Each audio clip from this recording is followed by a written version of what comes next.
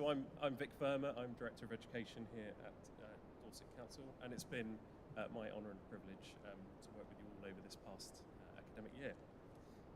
Our conference last year focused heavily on partnership and inclusion as key themes, and really over this last year, and in particular through the pandemic, we've built really strong partnerships as a wider education community, which was one of the few positive outcomes from a very challenging couple of years. This year we focus on the future of education. We focus on the fact that right now the timing for this discussion couldn't be any more pertinent for us to spend time together discussing what matters most to our children's education. So we've had the Education White Paper, Opportunity for All. We've had the SEND Green Paper, Right Supports, Right Place, Right Time, which were both published in March. We're also seeing the effects of the cost of living crisis, the war in Ukraine, and the climate emergency as well.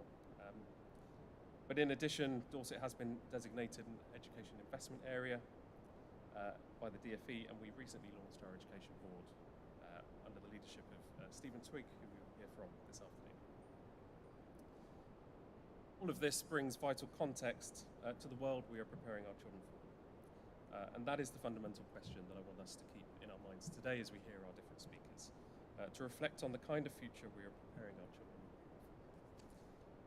for. I feel it's a future full of hope, a future full of opportunity, and a future full of action, but that will not be without its challenge.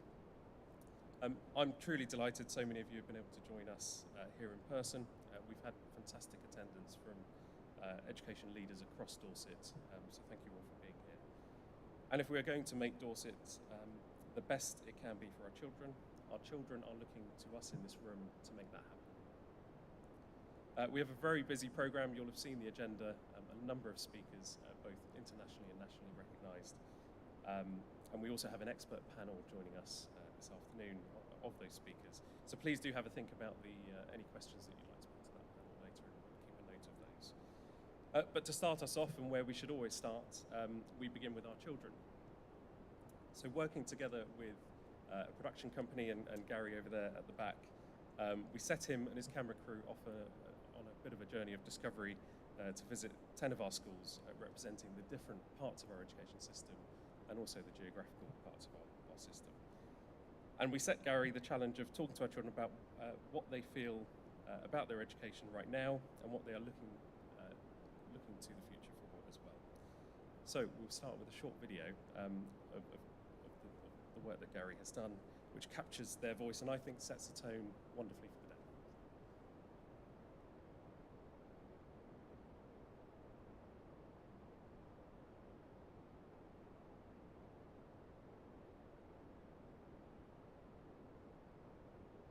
day. I like working and homework.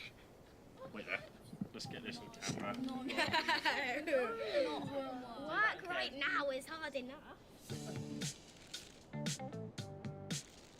I like school a lot. I've always been quite keen on school. It's a nice, friendly environment. You can be whoever you want to be in here, and they will accept you for who you are. I like the way education happens, how they teach it.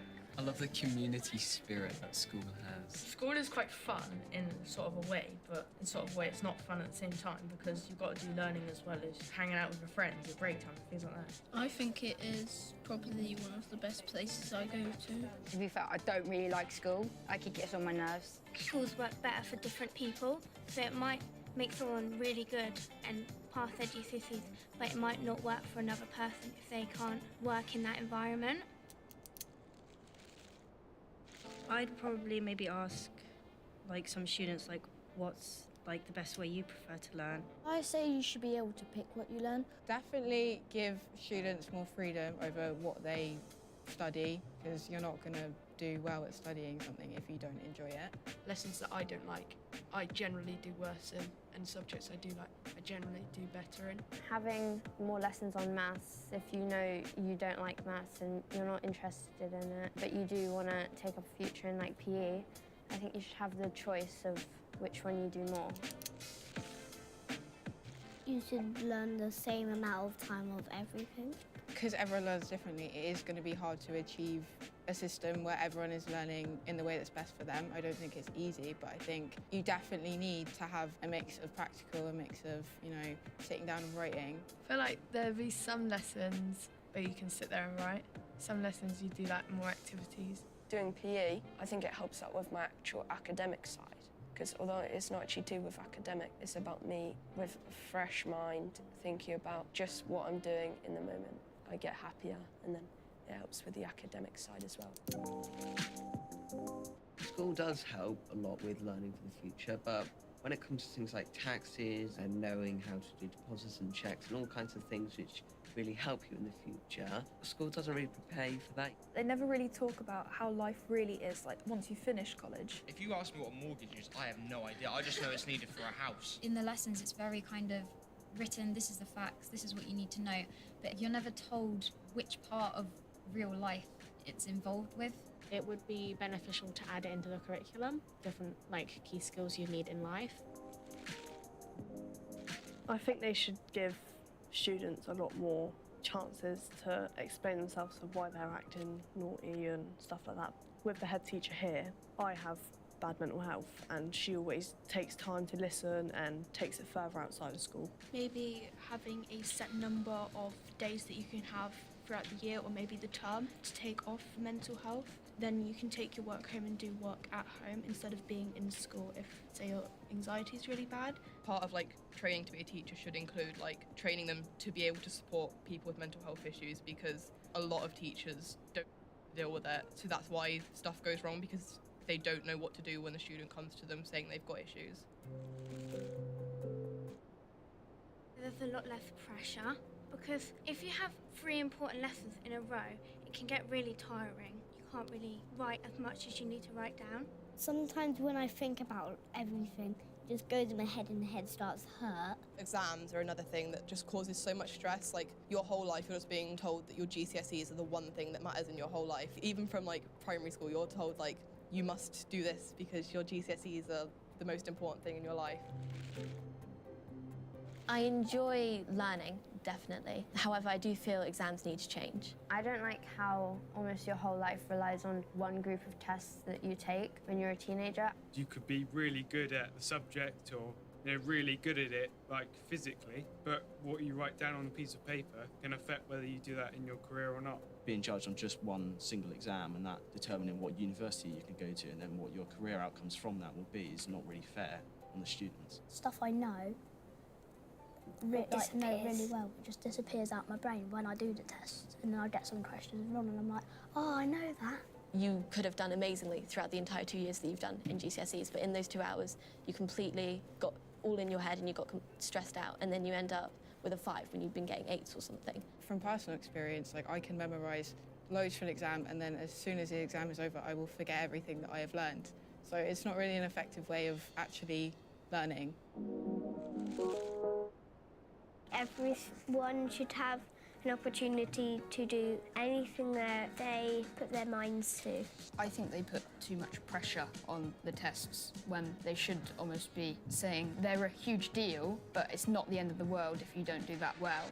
You shouldn't be told that you can't have the dream job you've always wanted because you got stressed and got a lower mark than you expected in one exam. You could get older students in from upper school. They could come down and tell you everything, give you some support. Bring the workload off teachers so they're able to spend more time with students and actually support them more than having to sit there and panic about marking a boatload of books. Sometimes we'll have lessons where they'll be more engaging, and I feel like I learn a lot more easily with that instead of just copying words down. I think we should get less homework, or it could be like an optional thing.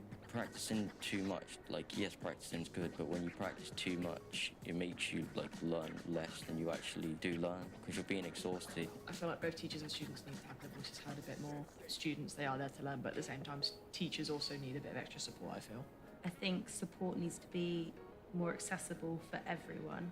Learning is just a journey where if you get stuff wrong, you can try again until you get stuff right.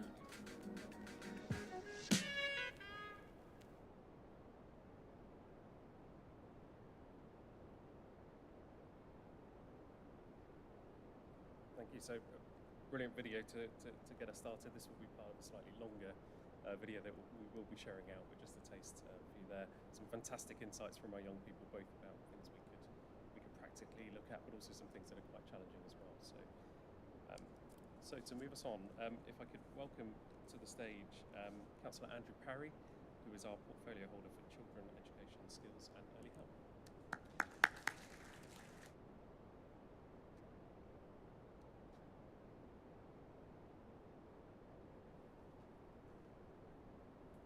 Thank you, Vic, and good morning, everybody. And the warmest of welcomes to this year's Dorset Education Conference. My grateful thanks, of course, must start to Andrew Mead and all the team here at Litchfield School for hosting us today and for the excellent introduction they've given us to our conference. I'm sure as we all look back on the past year, we recognise the challenges education has faced against the backdrop of COVID. The sustained levels of pressure on our schools, colleges and early years settings has been palpable. Much has been asked of everyone and more has been delivered. So as the summer term draws to a close, to those who feel a sense of fatigue from the extraordinary and disruptive period to education, I assure you, you are not alone. I hope that the forthcoming summer recess will enable an opportunity to get some rest and to recharge your batteries. But I can also want to place on record my sincere thanks for the unending commitment I've seen and dedication from everyone involved in supporting our children and young people during the last academic year. And what a year it has been. For during this year in Dorset, we have much to celebrate, including the fact that there have been no permanent exclusions for any primary age child. That is a significant milestone. We've also progressed on delivering reform in other areas of joint working. For example, the creation of the Education Board. As we heard earlier, it is independently chaired by Stephen Twigg, who will be addressing conference later. In fact, turning to our conference speakers, we are very blessed to have such a packed lineup and grateful to everybody who has given their time today to join us and inspire us. You will notice from the programme that it also includes a chance to hear from young people themselves via the Make Your Mark presentation. I'm sure we will be very interested by their thoughts, as we heard in their earlier documentary here. But I thought I'd round off my introduction by sharing a recent personal experience. A few weeks ago, I was attending a friend's wedding reception. Amongst the guests was a member from my own school peer group, who I hadn't seen for many years. Inevitably, the conversation steered towards our old school. The fact it had been razed to the ground and rebuilt after we left had nothing to do with us as individuals, honest miss. However, whilst we had differing opinions on who was our favourite teacher and for what reasons, the one thing that was abundantly clear was during the course of our conversation was how important school life had played in our outlooks as adults. It's fair to say in many ways today's education system is far more enlightened and better informed. Today we are in an era of inclusion, not exclusion. We support to thrive and challenge to better.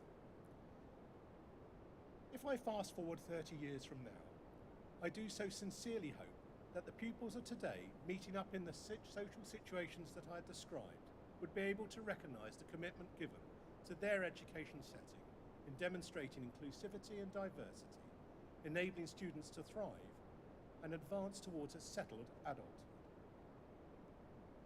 I didn't want to take a long time to speak today in introductions because I think actually we hear an awful lot from politicians, and that's not the purpose of today. Today is a chance to inform and better. So I would like to pass on and welcome our first speakers, Cormac Russell and Tim Evans from Nurture Development. Thank you, everybody.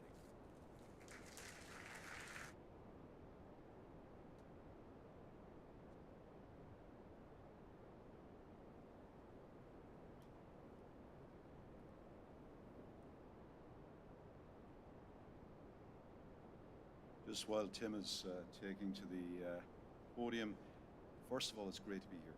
We're really privileged to be in such a beautiful surround and also to be physically in the same room together, which seems like a bit of a treat over the last 2 years that we've had. What Tim and I will do to begin with is just introduce ourselves briefly, and we're together for about an hour, so we'll try to make it as interactive as possible. My name is Cormac Russell. I'm the Managing Director at Nurture Development and also a faculty member of the ABCD Institute based at Chicago DePaul University. And I suppose a lot of what I'll be focusing on today is what we're learning about what are the core assets when it comes to wisdom and education. And very much at the Institute, at the heart of what we're learning is it really does take a village to raise a child. But the more pertinent question is, what are we doing to grow the village? So we'll get to that in a little bit more detail as we go this morning, but I'm going to ask Tim to introduce himself now. Good morning. Lovely to be here. So yes, I'm Tim. I'm a senior associate of nurture development. If you see my picture, I don't know, my picture kind of emerged in the way it did on your program. So my background is youth work, so you can tell that from the picture, right? That's where I come from. So I've done youth work for a long time, and a lot of that has been involved in connecting with schools. So whether that's running community-based mentoring programs, youth social action, working in partnership with schools. My wife and I are foster carers, so really interested about how young people in the care system, like experience education, like etc. And I have done some study around this idea of community education. So what does it mean to think about education in a broader sense in terms of what does community learning look like and what role do schools play in that? I chair a academy trust that's opening an alternative provision school that's trying to do that in an asset-based, trauma-informed way, and somewhere in all of that mix, I managed to chair a charity that built a school in Ghana, actually. So I'm really interested in education, and chaired a governing body for 10 years of a primary school, and tried to help us think about what does it mean to be a primary school in this particular neighbourhood. So I'm really interested in this interaction between community, youth work, schools, education, like etc. So yeah, that's great. Thanks. So what we want to try to do this morning is think about this idea of the community and where it actually fits when it comes to education. A way to think about that, it seems to me, is to situate the idea of the primary unit of change when it comes to education not being the classroom or the teacher or even the family, but broaden out our perspective to think about the neighborhood or the small bounded place called community as the primary unit of change. And I think that's not so much a radical thought as an uncommon thought, but a very, very important one. Because I don't think that teachers can do it on their own. So we often hear these expressions like, parents are primary educators of their children. But one of the key challenges sometimes is how do we get in right relationship with all of our key partners? And sometimes the difficulty is, or it may feel like it's a difficulty, to really engage the community, to engage families, to engage parents. We're hoping this morning that we can kind of broaden that perspective out a little bit. And just to get us going, I want you to imagine that you're on a nighttime flight. Okay? At the moment, it's pretty hard to get on an airplane, but just assuming you actually eventually get on one and you leave the tarmac and you're in the air and it's nighttime. And I want you to imagine that you're looking out one of the windows of the airplane. So you have a window seat and you're looking down on wherever you live or wherever you work. And one of the things that really strikes me is that many people who may have that experience, if they're a policymaker around education or health or economic development, often look down on the places that they work in or they live in. And the power source where the lights are on tend to be exclusively in the world of the institution. So the public sector, the lights are on. The hospitals, the schools, etc. The private sector, the factories, the businesses, the lights are on. These are all sources of power. They're productive places, right? But where's the dark matter? Where are the lights not on? Families and communities. So somehow, strangely, in an awful lot of our policies, and this is true, it's true all over the world. I've just come back from a trip where I was working with the Premier of New Brunswick last week in the province in Canada. New Brunswick is a very, very significant, complex province, and also working with the Minister for Education there. And they absolutely confirm it is the case that when it comes to national and province policy, that when education is thought about from a policy lens, the dark matter, the place where there isn't power to be productive, is the community. Why is that? It's also really striking, given that I was in Canada last week, to see how many schools spend over half of the year shut to communities. So they're more like fortresses that keep communities out. Communities just come, dispatch their children. They got a banking model of education where the child is, filled with whatever emptiness needs filling. Education is banked, and then the child is dispatched back into the community again. And the only real engagement is engagement with parents who are, particularly willing to volunteer to fundraise. That's certainly what I was being told. I'm sure that's not true here, but it was true there. And what they wanted to try to understand is, how do you move past that kind of very limited way of being in relationship? One of the other things that struck me last week, I visited a reserve, First Nations reserve, and the joy of the story was that 8 First Nations kids completed their education process. So, they got through the entire education cycle. And this was a very, very significant achievement. So what I'm really curious about is why we continue to see this over and over again in the 36 countries we're working in, particularly for kids who are most on the margins. And how might we change the narrative? That's really what we want to get to today. And I think we can change the narrative by moving past this idea that we will get to better education if we just reform our education institutions. I think we need a new way of thinking about the challenge that gets us beyond the institution as the problem and into the village as the possibility. So I don't know that we have a school problem or an education problem or an institutional problem. I think we have a democratic problem. And put more simply, I think we have a village problem.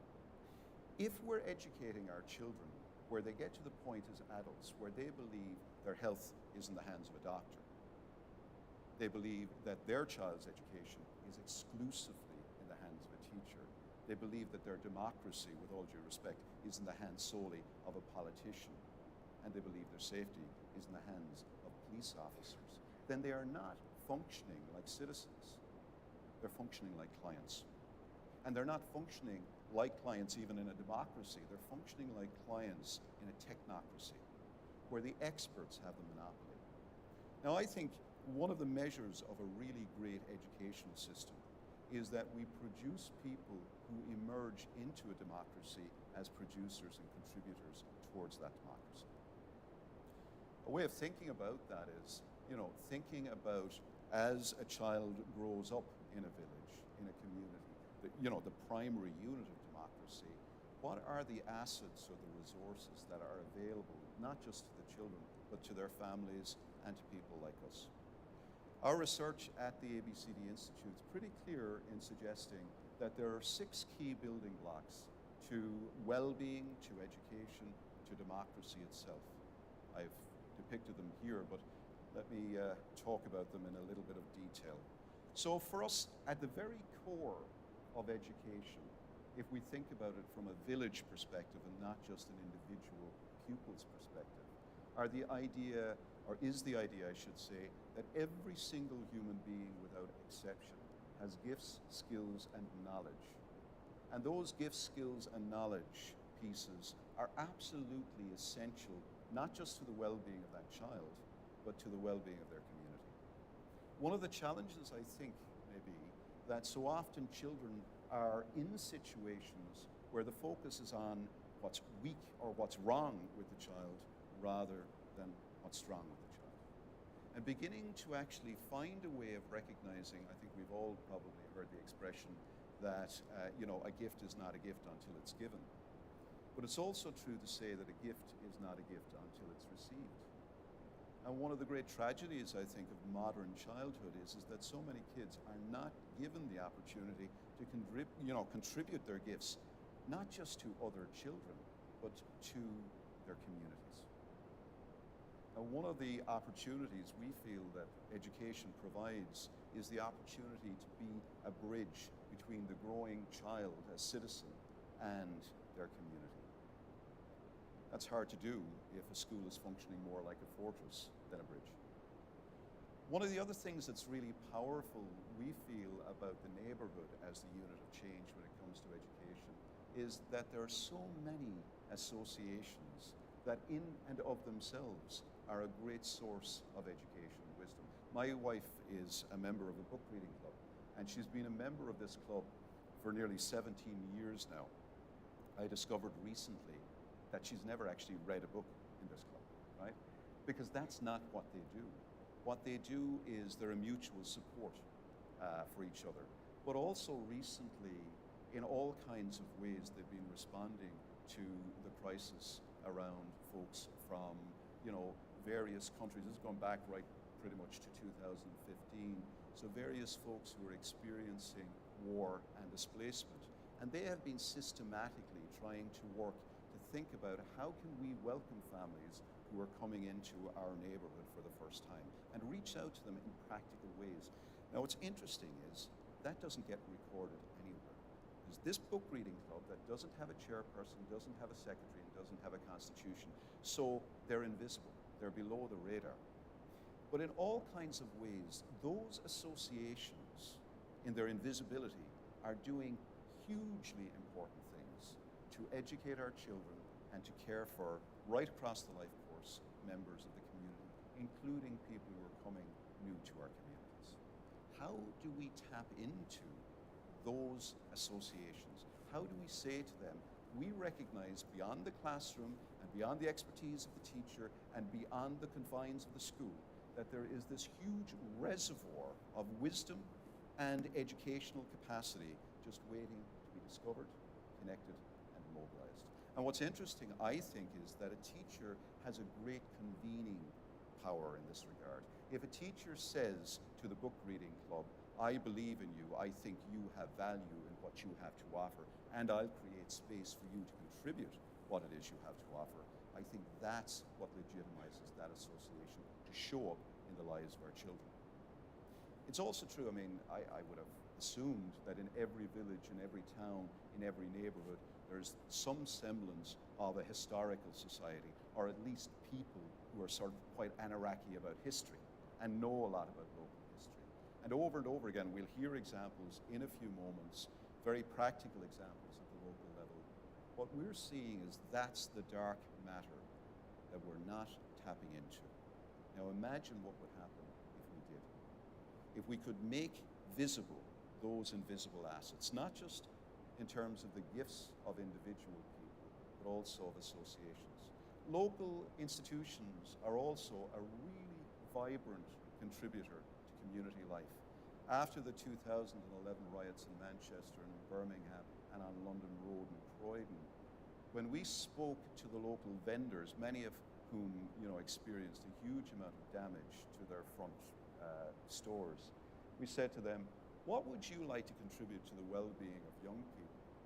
Many of them said, we often see young people, particularly young people who are being threatened or frightened, and we're not quite sure how to do this, but we'd like to get to a point where London Road is a place that if a child is being pursued by a gang and feels frightened, that they know they can knock on my store, I will take them in, close the door, and I will call the police, and that they know that I am a neighbor and that this is a place of safety.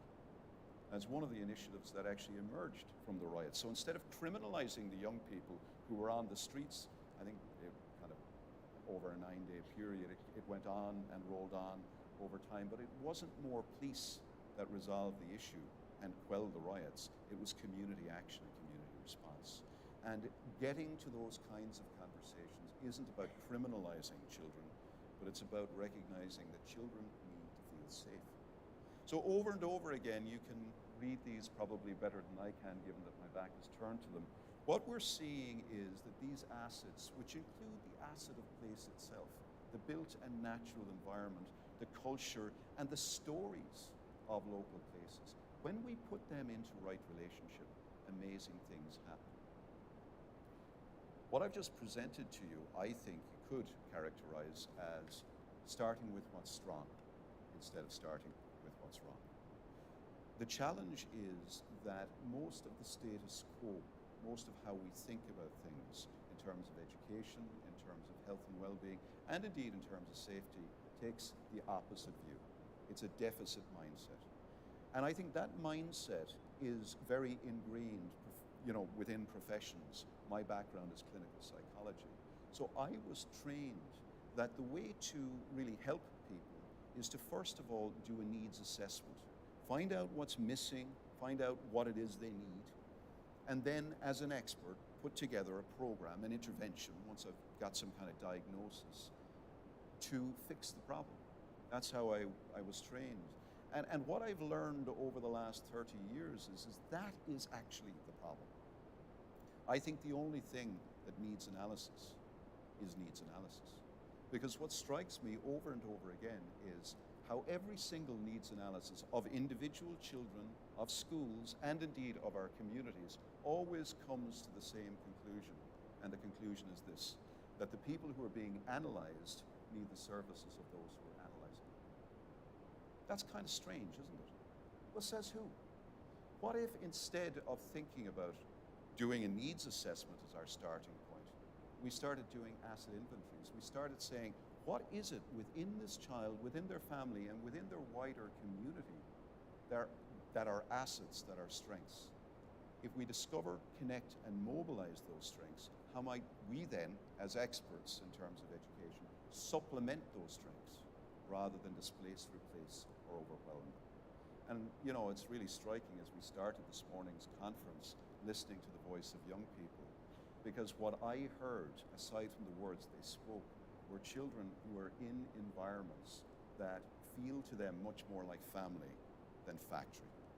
So I don't think I'm telling you anything that you don't already know, because their voices and their sense of demeanor didn't happen accidentally. It happened through design, it happened through professionalism, and in a sense I think it happens because you are already figuring out how to be alongside these young people, their families, and their communities. So it's an honor to be among peers. But what I want to do now is hand over to Tim. I'm not going to tell this story just yet, but if you could share some examples from your experience of where you've seen that starting with strong, not wrong, in play. Great, no problem. Thanks, Cormac. There's a quote that I often use, which is, if young people don't experience the embrace of the village, they will burn it down to feel its warmth. Kids are yearning for connection. We're social animals. We're made for that. And so one of the things about a couple of stories I might tell you is in my own neighbourhood, actually, about how we've tried to help young people, children and young people, develop those connections into wider community life and the effect that it's having. So let me tell you one, actually, a very practical example that isn't actually my neighbourhood, but someone told me that they did, was a primary school that, is it PPA that you guys do, like that preparation and assessment stuff, right? Is this primary school, this is what they did, is they gave all of the teachers that time on a Friday afternoon, and they invited the neighbourhood to bring their gifts to Friday afternoon.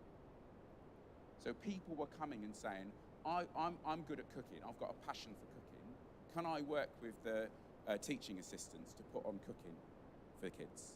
Someone else was a yoga teacher. Can I come into school and teach the children yoga on a Friday afternoon? So this curriculum got enhanced by local residents with gifts and skills and passions coming into school and sharing their gifts with those children. Not only does that enhance the curriculum, it enables those children to see their neighbours as gifted. Changes the dynamic of how they think about where they are. Let me give you another example. Let me tell you about Barbara. Barbara was a lady in our community who sadly has passed away now. But when we got to know her, she was in her kind of late 80s, and she got to that point in her life where she couldn't maintain her garden anymore, and her garden was really important to her. Now, one of the projects that we used to do is we used to do youth social action. So work with schools and work with communities to enable young people to think about what it means to be a citizen. And being a citizen is about contributing to other citizens. Not just learning about it in a classroom, but actually learning what that means in real life. How do you become a contributor, not a consumer? So instead, she used to moan at the council for not doing her garden. So instead, we said, well, actually, what if we bring some young people to you to help you do your garden? She was up for that. I have to say, the young people were slightly reluctant. Slave labour and all that kind of stuff, right? So they come and do her garden. Barbara brings them out cups of tea and starts telling them about her life. Honestly, these young people were absolutely bowled over by the wisdom of this lady. Like her life experience of 86 years and all that she had been through. If what we had done was go, right, what we're going to do is we're going to put on projects for people in their 80s who can't manage their garden anymore, and we'll leave the school over here as an institution that does education, those children and Barbara never would have met. Some of those young people started going back to see Barbara every week because they loved her. The depth of learning and experience that both of them got, Barbara in her 80s for the last few months of her life, those children, in terms of engaging with somebody in their community, had wisdom to share. So it's about what are the credentials for learning. Credentials don't just sit with professional educators. They sit also with the lived experience of people. The wisdom that children can gain from the lived experience that people have, and that has credentials to it, is absolutely amazing. And actually, at her when she died, her sons at the funeral said, "We want the money that goes for this funeral, we want it to go to this youth social action project," because the difference that those children made to the last few months of my mum's life was amazing. If we don't build associational life in communities, those connections, that magic doesn't happen. The magic of those kind of relationships, the learning, do you know what I mean, that comes from it. One more story, and then I'll pass back to Cormac, is the story of Stuart. So Stuart was a young man. We first met when he was 16, and he was classic, referred by the police, in trouble, etc. And what they wanted us to do was intervention with him. And what we said was, no. What we're going to do is discover his why. What is it that is the thing for Stuart about why he is here? That is what I think education is for, actually.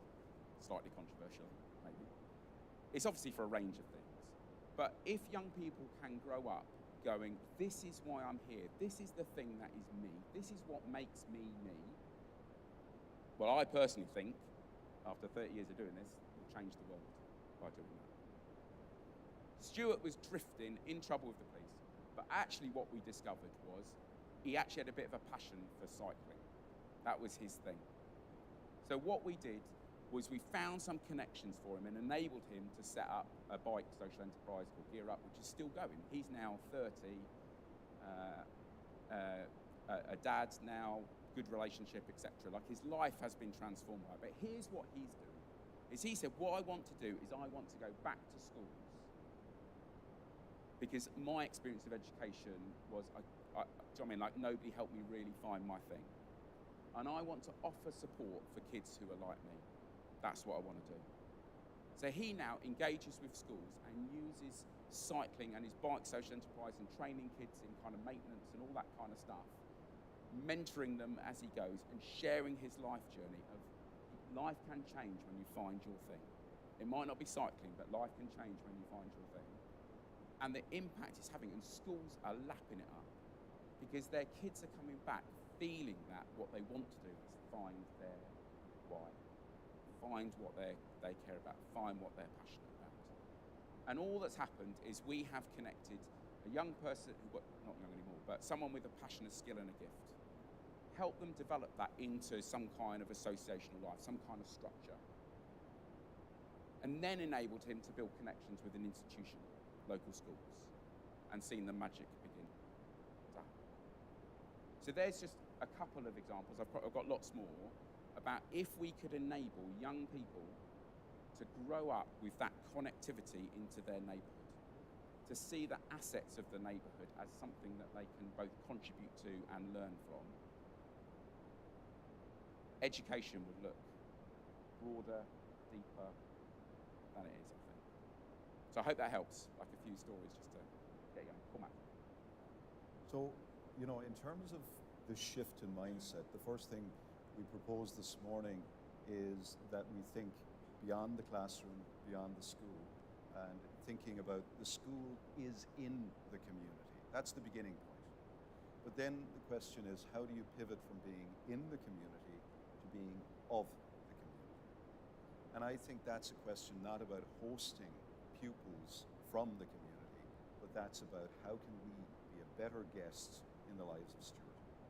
So it's a much wider set of possibilities that we're looking at. But I think it's really exciting because it opens up the field of play as well in terms of who else can contribute.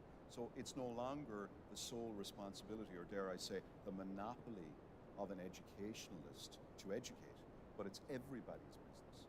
And part of the challenge of the educator is not just to provide education as if it's some product that's provided and somebody consumes, which we all know it's not. And the kids reminded us of that this morning, right, in what they were sharing. But then the question becomes, well, how do you precipitate the village? How do you precipitate some of these kinds of examples to happen everywhere and not just be uncommon stories you hear at a conference? So this is a really critical way of thinking about education. That education is at times something we provide. We have a curriculum. There are things that we must do at some level in an expert way. But also it is something that you can precipitate, that you can catalyze others to do, and particularly others who may not feel that they're credentialized to do it. So if you say, maybe pre-COVID, whose function is it to educate children? Most people would probably answer teachers, in much the same way if you said to people, if you're sick, who do you go to? Doctor, right? Well, wrong, actually. The evidence is really clear that 85% of what determines our health and well-being has nothing got to do with hospitals or doctors. Bless them, they're really important. 15% important. 85% of what determines our health and well-being is us. It's our associational life, our efficacy, our economic well-being, and our environment. That's what determines our health and well-being. It's true also of safety and security and a range of other things, including our wisdom and our education. And in a world that's becoming ever more polarized, I think this matters at so many levels beyond a simple curriculum. So, quick story. Just jump the slide here. So again, my mind harkens back to Canada, because that's where I was recently. And I want to tell you a story from the Atlantic side of Canada. And this is a story about precipitating rather than providing. It's slightly left of field, and I wanted to tell you a non-educational story as well as educational stories, because I think it broadens the scope of the conversation. So this is a story that happened in a small town called Ampuy a number of years ago, where the mayor was walking along the high street, and 3 local residents, speaking French, as you would expect, in this particular part of the world, quite animated, come to the mayor, and they're complaining. And their issue is that a salmon poacher had cut the salmon nets that they lay down every year to trap the salmon and to draw salmon in, because that's their livelihood. That particular, the town of Ampuy rely almost exclusively economically on salmon. So if somebody cuts that net, that's a serious issue. So these 3 guys were coming to the mayor and saying, what are you going to do about this? This keeps happening. The mayor responded by saying, you're right, this is a huge problem. Do you know anybody else aside from yourselves who can help with this? And they stopped kind of on their standing, kind of jumped back a little bit and started to think, well, yeah, actually, we do know a few people. So they listed a range of people. He said, that's great. Get them together and come back to the town hall, and we'll sit down. I'll facilitate a meeting and discuss this. We'll come up with what solutions we can. So that evening at 7 o'clock, 12 people arrived at the town hall, 3 original residents and their motley crew of other residents that they had invited to come. And the mayor sat down and facilitated a conversation. The founder of the methods that we promote, asset-based community development, was also there in a listening capacity. And the mayor began a process which I think is a wonderful process around precipitating people to come up with the answers rather than providing the answers for people. So essentially, he was the bringer of questions rather than the bringer of answers. He started asking them what it was they thought would work. And every so often you get pushback when you do this, by the way. Some people will kind of say, hang on, aren't you the mayor? Don't you get paid to do this kind of stuff? Do you not have the answers? To which he would nearly always respond by saying, when is the last time that you found an expert who was on top and gave you a top-down answer? Did you good service? Anybody, any good examples of that? No. And then he gets back to the conversation. So what do you think would work? After about an hour of doing that, most of the solutions that people were comfortable with were solutions that they felt that they could generate themselves. So he got to the end of that conversation. He said, no, there is a role for government. I'm not letting them off the hook here. So what is it we can do to supplement what you're doing? How can we be useful and helpful to you?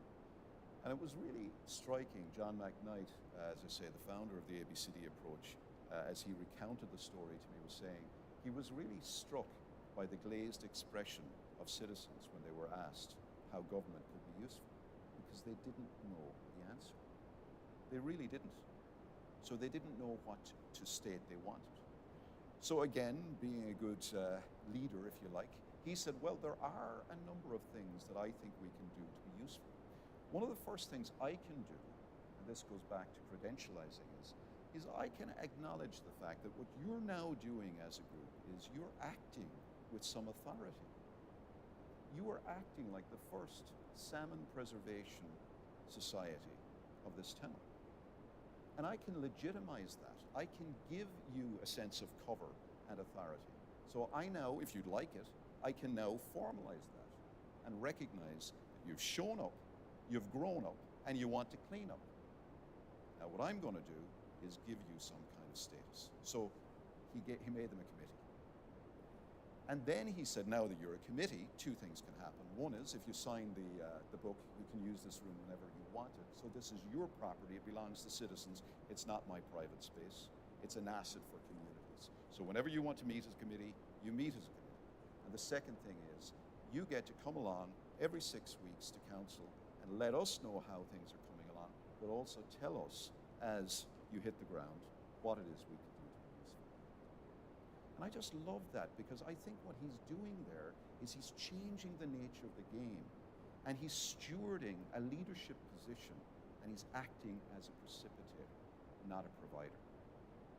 Now, I think that's what changes the notion that education is something you send your child to a place called a school to consume, to this idea that it takes a village to create education. And one of the key assets, one of the key entry points is a school, but it is one among many. And I think if we do that, we will reduce the level of burnout among professionals, and we will also increase the level of participation, not just among parents, but a wider cadre of community. It's really interesting to break this down, because I think one of the things that the mayor did was he listened carefully, but what he was listening to was citizens defining the problem themselves. And I wonder whether we always do that with parents and with local residents. Do we listen to them as if they're the producers of education? Or do we listen to them as if they're apathetic or, kind of consumers in the passive sense? He then went on to convene them. So he didn't just deal with them in isolation. He brought them together as a collective. And then once they were together, he was able to offer them support. He was able to say, I'm not abandoning you.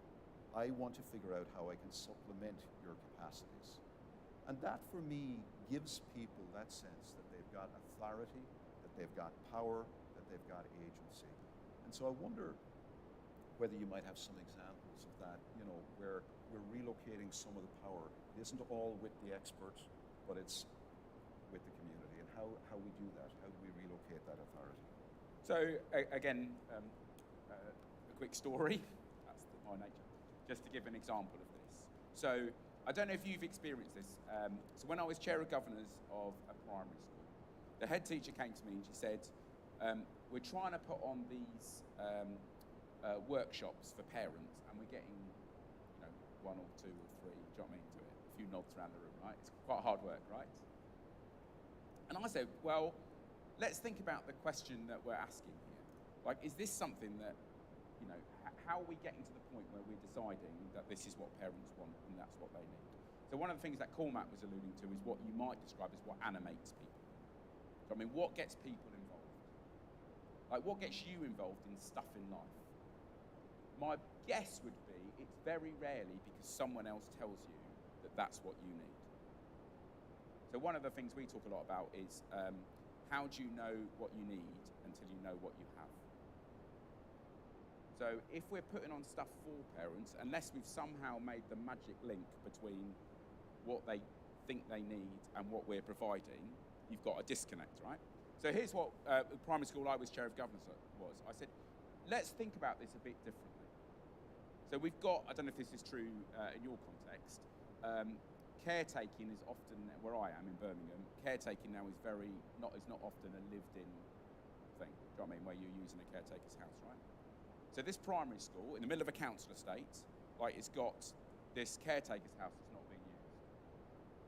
And the head teacher's initial thought was, we could refurbish that house and we could put on, like, parenting classes and workshops and groups for that. And I said, well, what if we thought about it a little bit differently? What if we thought about that as a community asset rather than a school asset? What would that then look like? And what if we asked parents what we describe as animating questions? What is important to you? How could you imagine this space being used?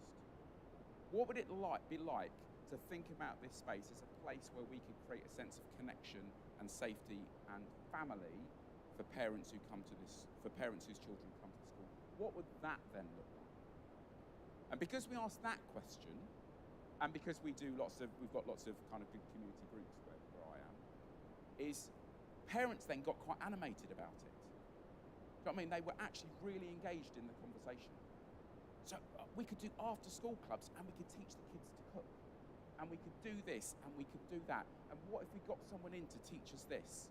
Do you see what I mean? Like, the difference from you putting something on to actually people going, do you know what? Actually, this is what we'd love to be able to do. Yes, people sometimes need some encouragement to do that. Sometimes they need what we describe as an animator to animate it, to help people think about what it is that they want. But it's completely changed the dynamic of how we now think about that caretaker's house. Where actually, the school is acting as a really good community institution that is community focused. Yes, as Cormac says, our job is to do education, but we also want to be an institution in this community that's enabling something much more broader to happen. And when Cormac says about how do we make the invisible visible, suddenly the gifts of these parents, the passions of these parents, like, begins to emerge as an asset that hadn't been seen before. And if we just were going to put things on for people, it never would have emerged. And I think the basic kind of element of that is, do we believe people have got capacity? Do we believe that people have the ability to share their lives with others and have got the capacity to be able to do that? Yes, sometimes with encouragement. Yes, sometimes with some facilitation. But have they got that? Either we believe that about human beings or we don't. I mean, and remember, I live in one of the most deprived communities in the country. It's one of in the bottom 5%. And I believe that parents there have got capacity. We just need to help them discover it. It's like, instead of thinking about deliverables, what can we deliver to these parents? It's discovery. How can we help these parents discover all that is good about them? How can we help them discover what assets and resources they've actually got in their own neighbourhood around them? And it's amazing when you go on a discovery mission rather than a delivery mission, the difference that makes to people and the animation that can, that can bring.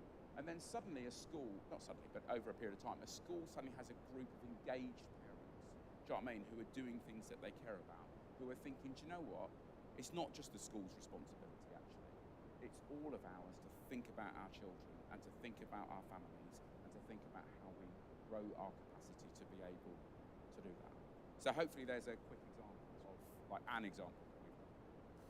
You know, around about this time last year in a school in Louisiana, over a period of 3 days, 23 children, young adults, were arrested, aided and abetted in the arrests by a security company that functioned in the corridors, or had up to a year ago functioned in the corridors on the basis of it being like a prison. So the kids come through, there's metal detectors, they're searched, etc. You know how it goes in the States, and it's tragic. After 23 kids were arrested, something happened with the institutional world. The institutions, so that's teachers, head teachers, counselors, etc. They all agreed that they had hit the limits of their capacity.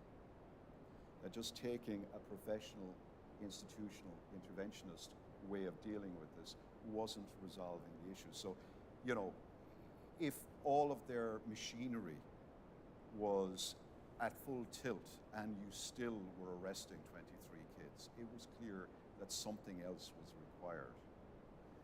And what I was really struck by in this example in Louisiana is that somehow out of that mess, really, and that tragedy, that human tragedy, 40 local fathers stepped up and offered to come into the school and non-violently be a presence with their children and with their neighbors' kids who may or may not have dads in their lives.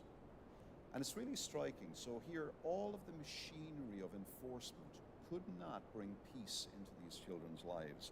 And within 48 hours of these dads using bad dad jokes and high fives, the kids were essentially loved back to peace. They stopped being violent. They started feeling safe. They don't have guns, they don't have batons, they wear t-shirts that look naff, There is nothing threatening about these people, except that by their presence and their love, that they're actually settling these kids down. And that really struck me because there's a number of things. Well, one is that somehow the village had to feel that it was welcome in the school. Right? So all of these professionalized functions and roles had to say, we're willing to create space for you to come in, even though you're not credentialized. Right? You're not a security guard, you're not a police officer, you have no training when it comes to de-escalation. In fact, you are perfectly unqualified, you're an amateur. And we're going to trust that your amateur status is exactly what we need here. I think that's remarkable as an act of stewardship, that a head teacher, that some senior leaders in the school would say, rather than get defensive and say, let's hire a better security company this time, if we could just maybe put that scanner maybe out at the gate instead of at the door, well, then we'll catch the bad guys. They didn't do that. So somehow, to your point, Tim, I think they were able to see the dark matter and see that there's power, that they could see those dads. And I think that's why the dads showed up, because they knew that they would get a reception. So this idea that a gift is not a gift until it's given, but it's also not a gift until it's received, is really, really important. Now, if our schools are fortresses, people ain't going to come knocking. Those 40 dads have no way in. And so that's a really important thought, I think. How do you create permeability within the institution so people can come in when needed, but also so that the school can go out into the wider community to learn from all of the associations that are out there. So creating that breathing sense of we can move in and we can move out. The thing that really strikes me here is that that's a mind shift away from thinking about pupils as clients that consume a service, or even for the more progressive schools where we get parents and pupils involved in various councils to advise us and co-design curriculum and co-direct. We're saying something even more radical, I think. We're saying is, we think you're producers. We think that you don't just consume education, we think you co-create education. And we see you as peers, and in some ways, we think there are things that you can do that we can't. We're not a parent substitute. You know, those 40 dads are doing something that nobody in an expert role can do. They're being dads. They're being neighbors. And really recognizing the value of that in a world that I think has begun to really devalue the amateur, to devalue the ordinary, to devalue the uncredentialized. I think it's really important that we use our credentials to legitimize that and say, actually, you know what? We believe in you. We see what you have to offer, and we're inviting that in. That's, I think, what the Mayor of Amqui was doing. It's also what the principal of Appleton School in Wisconsin did. He was really interested in how he could broker the kind of relationship that I'm describing. When you meet a First Nation elder in Canada, they don't say hello typically. They will greet you with the expression, all my relations, which is a profound encounter, because he's basically, or she, or they, are greeting you with all of the people that they related to, 7 generations behind them, 7 generations ahead of them, and all the people they know now. And not just people. If you're greeted by a First Nations elder, you're also greeted by 8 million species that they're related to. That's a whole lot of greet, you know, much, much more sophisticated than hello. And this principle wanted to use some of that indigenous wisdom to say, how do we get in right relationship with our community? Because if our kids come to school and they know we're in right relationship with the wider community, they're going to be happier, they're going to learn more fluidly, and our teachers are going to feel more of a sense of they're not isolated, but they're actually part of a much wider team. I don't have a huge amount of time, nor does Tim, but what we're trying to touch on here is some key ideas. So far, we talked about this idea of getting out beyond the school into the village and back in again. That was the first idea. The second was the idea of not just providing, but precipitating. And we gave you the examples that Tim and I have shared. But in this instance, this is the third idea we want to share in the brief time we have together. And it's the idea of negotiating a partnership that's about right relationship. Not just having people in the room for the sake of it, but really figuring out what we need to do to get in right relationship with the wider community. In this school, they say there's 2 simple steps. The first step is to actually give something a name. So for them, it was partners in education. So in essence, what I think the principal of the school was trying to say there is that many of the wider community don't see themselves as partners in education. Parents may, some may, but the wider associational life does not think of itself. The local businesses do not think of themselves as partners in the education of the children that we look after. So they're siloed, and we are too. So what he wanted to do was renegotiate a social contract with them and say, we are all partners in education. So will you come and help us with that? So he made an invitation. You can't mandate anybody, but you can invite them. That was the first step. The next step was to make the invisible assets visible. So he did that through asset mapping. Tim said earlier, you can't know what you need until you know what you have. So if we want to invite partners into an educational journey together, we've got to convince them that the invisible assets are worthwhile and valuable. And that's about doing something. For him, it was about actually going into the community and doing what they called an asset inventory. So instead of doing a needs assessment, they went out with the kids, often with teachers, voluntary parents who were involved, and they began a process of mapping what was strong about the entire village and then holding that mirror back up to people. And that had a really interesting, I think, impact on the community, not just for the school, but it also lifted the community up, because as we know, you don't lift people up by putting them down. You lift people up by giving them a glimpse of their capacities, by giving them a glimpse of their strengths. So it's a really powerful thing I think they did. They not alone were acting in service of their school mission. They wanted partners for education, but they were also saying, hey, we're neighbors in this neighborhood. How do we use the assets of our institution to reveal the capacities of the wider community? And maybe they'll use those capacities to do something that has nothing got to do with education. It might precipitate health or safety or some other such outcome. And so I think that's a really, really important insight. And it's something, again, maybe I'll just do the hydraulics and something in history I think that's important to share with you. So as we worked with the school, we started to ask the teachers what it's like working in a system which basically elevates the institution and says that largely the institution is the one with the monopoly when it comes to education, and then really not puts down but de-escalates the role of the family and the community. And they'd never thought about this before. It's almost like a hydraulic relationship.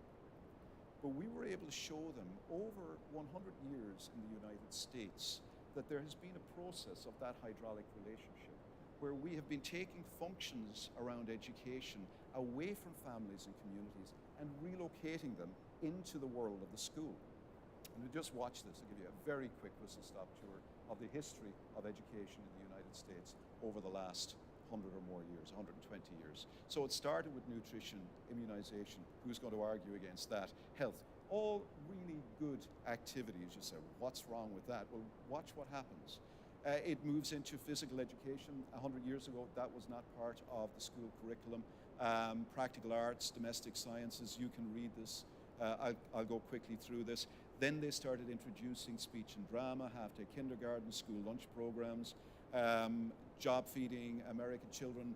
You know, it just keeps going on and on. Expanding into safety, driver education, foreign languages, sex education. You'd expect that would have happened around the 60s. And on and on and on it goes. It keeps going.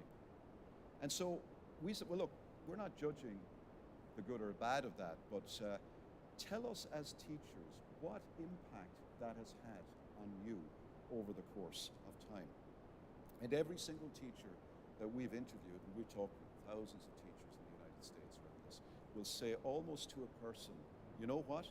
The one thing we can't do as a consequence of this is teach you. Or you might say, Cormac, are you standing here telling us that all of these wonderful programs are bad? No, that would be simplistic. But what I am telling you is they're not benign. There are consequences. If you move, like this hydraulic relationship reminds us, if you move functions that belong in a community context into an institution, don't be at all surprised if people in the community don't show up to education anymore. Why would they? It's your job. You spent 100 years relocating all of the functions. You're the experts, not me. On you go. Right? But of course, there is a good response to this, I think. And the response is, you know, well, with pistons, they go up and they go down. So I think what we're seeing in schools like the Louisiana School and the Appleton School and the schools that Tim's been sharing stories of, I think what we're seeing is institutions that are saying, what if we could relocate some of the authority back into the family and the community? Not so we don't do our jobs, but so that we can reveal the abundance that is in community, which is essential to the work of education. It doesn't matter how well funded the school is. It doesn't matter how brilliantly trained teachers are. They will never, ever be able to replace this because they're not meant to. Our job is to supplement, not replace. And so, and maybe I'll hand back to you in a second, Tim, on this. How are we doing time-wise? We tend to get lost in the ether of the moment. 7 minutes? Yeah, cool, excellent. We're bang on track. So I think a way of thinking about all of the stories we've been sharing is to think about it like a 3-lane swimming pool, okay?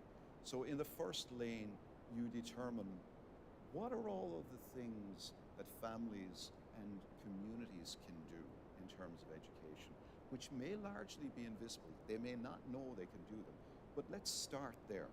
That's the first lane of the swimming pool. And really shine a light, right? So that shift from delivering a program to discovering these hidden capacities.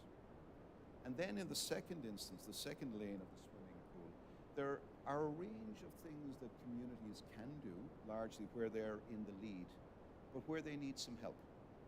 But the help that we provide is where we're on tap, not on top. So it's a servant leadership kind of helping. We're supporting, we're cheering on. We may be a +1, but largely we're saying you're a key driver. You're in the driving seat as a primary educator of your child, of your neighborhood, because I think that's what those dads in Louisiana heard. They heard we're needed. If we don't show up, our kids' welfare is at risk. And so they felt that was something in the second lane they could do. But there's also, and this is really important, there are also things in the third lane. There are things, there are things in the third lane that are essential, which come down to what it is at an institutional level. We do need the expertise of the teacher, of the curriculum, of the school within the curriculum context. Of course you need them. You need those. And I think this has often been the problem with some arguments around being more person-centered, pupil-centered, family-centered, community-centered. They've almost over-egged it. The community can do it all. Well, no, they can't. There are limits to what families and communities can do. And there are really important roles for government and, for experts and for doctors and whatnot that we absolutely need experts to play. I mean, that's part of the really very dangerous narrative that's taken hold, I think, in the US around populism at the moment, who's become anti-expert and anti-science. We cannot allow that to take hold. But it's about getting things in right relationship. This weekend, many families will go and do a shop, and things are tough at the moment economically. So they're going to check to see what's in their refrigerators, what's in their cupboards. They're going to look to see what they have, and from there, they're going to decide what they need. In much the same way, I think the future of education has to start by looking to see what our children, their families, and their communities have when it comes to education, and then to supplement those capacities. That 3-lane swimming pool is critical in my mind, and the sequence matters. I believe we're stuck in the third lane. And I think a lot of our families and communities are stuck thinking that that's okay. So somehow we're going to have to jumpstart a new conversation. And that's going to be a little bit turbulent and a little bit tricky. So I wonder, Tim, have you any thoughts on the 3-lane swimming pool? I mean, I think that's almost a great way to finish, isn't it? But certainly in my community, that's the way we've started thinking about it. And we've set up it's not quite called a school partnership group, but a kind of village vision group, really, which is rebalancing this relationship, like Cormac says, between institutions and community, and getting people to think about what is it we actually want institutions to do, and getting our community, and I work with several communities, to think about what is it that they can do, and then what does that relationship look like. Now, it takes a bit of brokering, it takes a bit of navigating, you get all the pushback, that's what we pay teachers for, etc., etc., etc.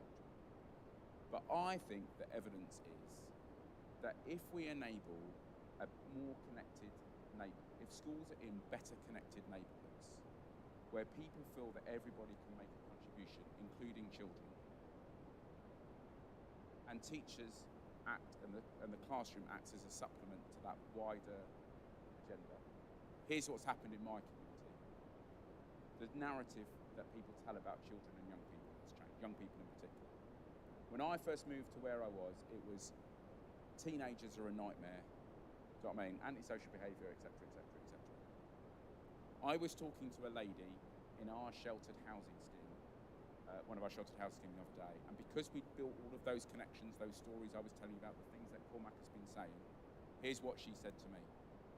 We still have some issues with some young people, but you know what we've got here? We've got some brilliant kids who really show up, and that's what we want. Like, that's a better world, isn't it? But the better world comes about, I think, by doing that a neighbourhood at a time, where the school is a fantastic community-focused, looking outwards community institution that does what it does brilliantly well, but recognises the context in which it's in. And I think if you do that, then people like my Elaine, who's the lady that I was just telling you about, that story about what we think about our children and what we think about our young people can begin to change. And for me, that's a world that I want to live in. So I hope that was all helpful, like for you, in terms of thinking about some of our thinking. So thank you very much.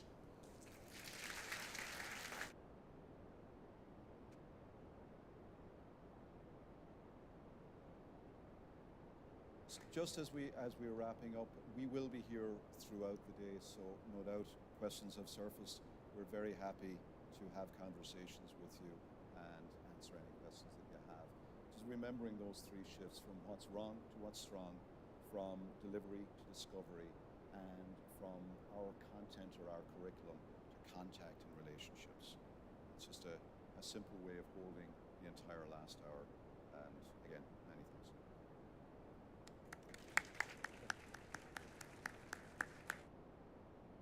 Thank you, Cormac and Tim. I do love that all my relations. As a British Asian, that's quite scary. It's about the size of a village with my relations, actually, but I can see how that can work. So some very thought-provoking themes to take us into our break there around leveraging the productive power of communities, a village problem needing a village solution, bringing the invisible passion, skills and gifts of the community into education, and helping our children discover their why and feel safe. So thank you, Cormac and Tim, for that.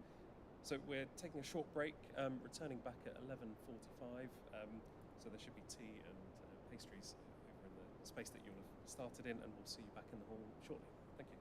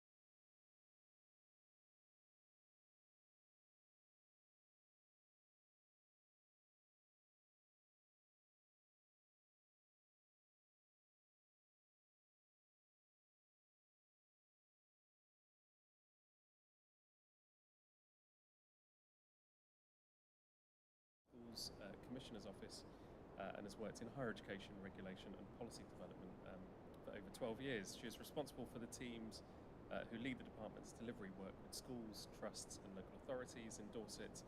And Jess also leads the DfE's national delivery work on trust and school improvement. So if I can just give Jess a warm welcome to the stage. Thank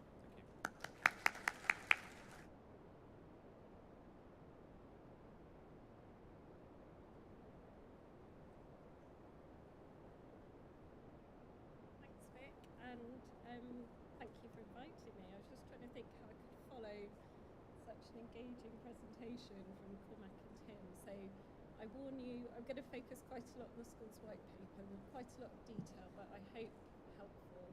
And I hope underpinning all of this is a vision to work collaboratively across the system. So just to kick off, I want to say a bit about what we do at DfE. So we're part of the Regional Schools Commissioner's Office and the Regional Delivery Directorate for the moment. We're going to move into having a bit of a different remit from the start of September. But we lead on regional delivery, so we're very much the regional facing arm of the DfE.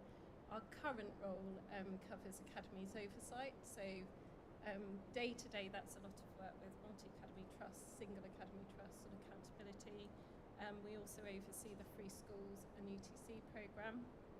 We work very closely with the local authority and with local authority maintained schools, as well as with multi-academy trusts across the southwest region, talking about particularly MAC growth and on some occasions intervening in academies that are underperforming and transferring schools between multi-academy trusts or supporting schools to convert to academy status.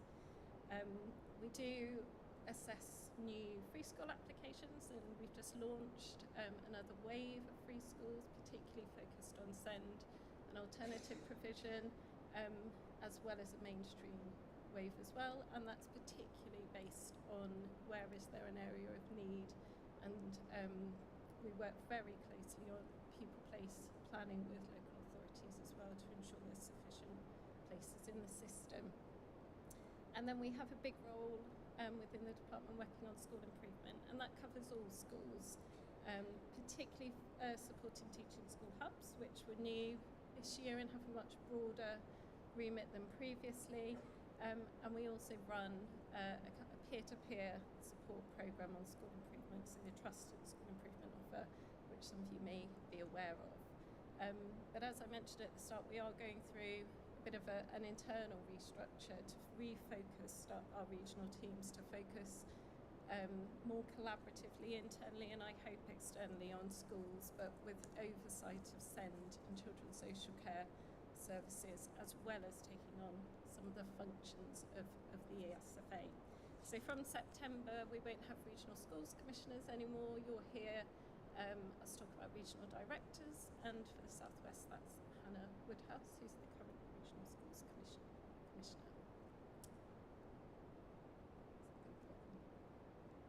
Okay, so I'm going to focus predominantly today on the school's white paper, which Vic mentioned earlier was released in March, and I will touch on the SEND and AP green paper as well, but conscious of trying to cram too much into one presentation, I'll focus more on particularly on the school side, what the department's vision is and what we're trying to deliver and how we'll work collaboratively across the system. I hope to do so. So this was the first schools white paper for 5-6 years, since 2016, and it very closely links with the government's levelling up mission and sets out some really key ambitions to reach by 2030. So at the heart of that are these ambitions relating to Key Stage 2, so seeking to ensure that 90% of pupils are meeting the expected standard in maths and reading. That's a sector-wide target, so it's not every individual school, but the aim is that the work that we put in place through delivering this white paper ensures that we meet that target, which we know is challenging. And then this will allow every child to enter secondary school at age 11 ready for success and not held back by low levels of literacy and numeracy in education or later life. And the white paper will add to this goal by setting an ambition that in secondary schools the national GCSE average grade in both English and maths will increase from 4.5 in 2019 to 5.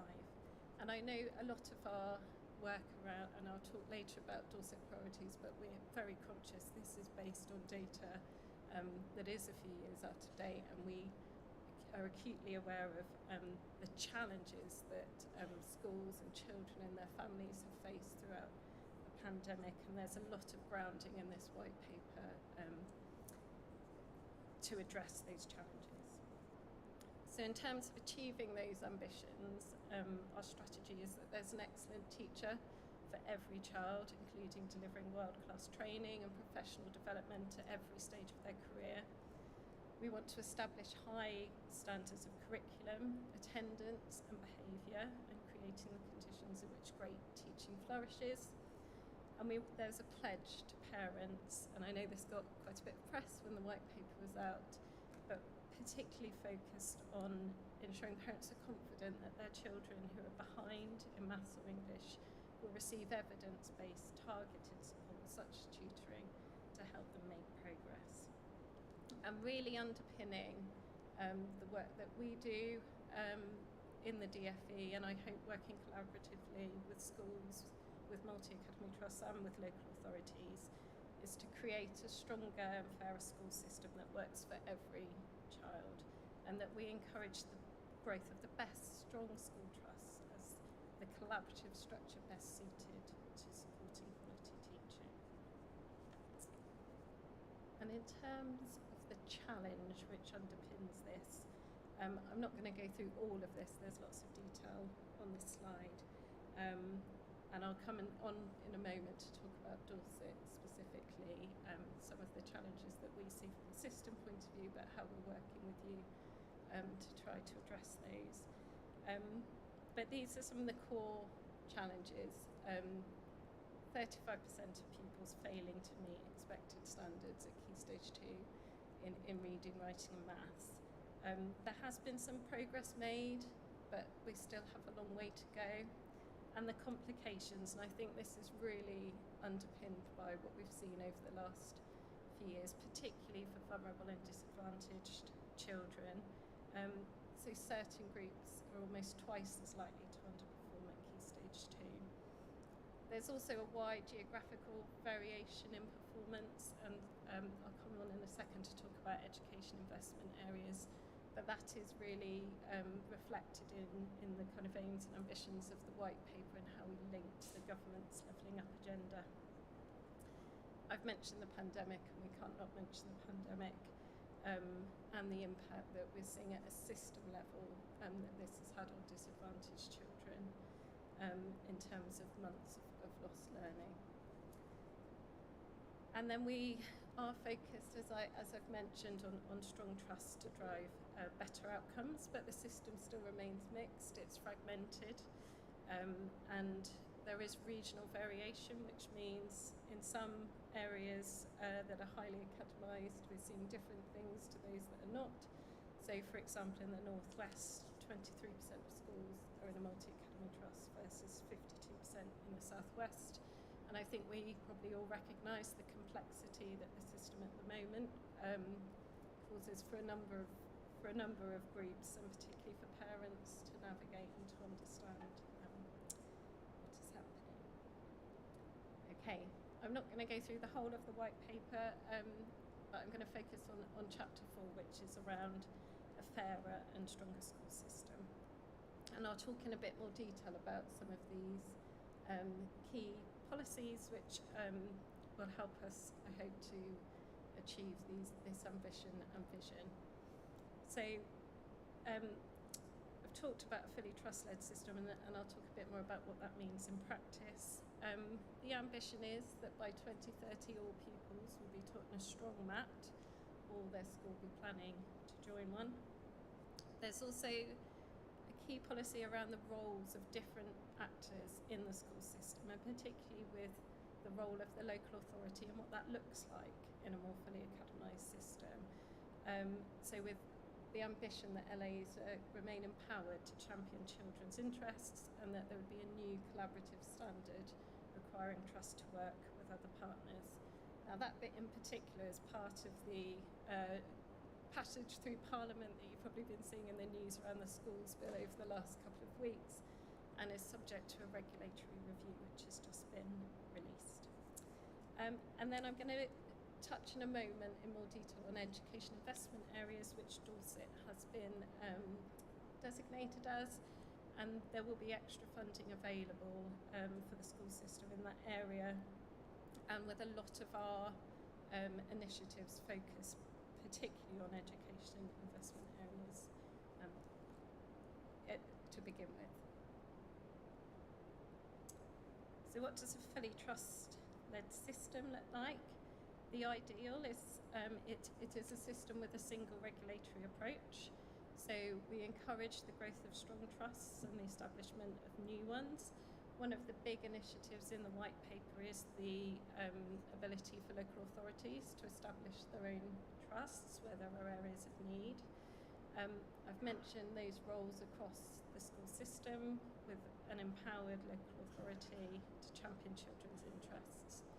And I think I've not at the bottom point here, I've knocked out a bit with the picture, but it's really important that within the proposals in the white paper, and in fact this was subject to consultation, has just received approval that there will be increased powers of intervention for the regional director in the DFE for vulnerable schools and trusts, and guidance around the ideal size of trust.